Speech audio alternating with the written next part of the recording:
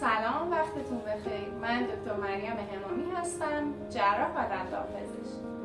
امروز میخوام راجع به فیشور سیلند باهاتون صحبت بکنم. فیشور سیلند چیه و کجا استفاده میشه؟ فیشور سیلند یه درمان پیشگیرانه است که توی دندونهای دائمی ما صورت میگیره. فیشور سیلند یعنی پوشوندن شیارهای دندونهای دائمی. ما یه سری دندونهای آسیاب داریم که این دندونها از حدود 6 سالگی رویش پیدا میکنن. این دندونها ممکنه شیارهای عمیقی روی سطح خودشون داشته باشن که موجب تجمع پلاک میکروبی و مواد غذایی بشه. اگر این اتفاق بیفته دندونها پوسیده میشه، نیاز به درمانهای پیشرفته تری مثل ترمیم، عصب‌کشی یا همون درمان ریشه.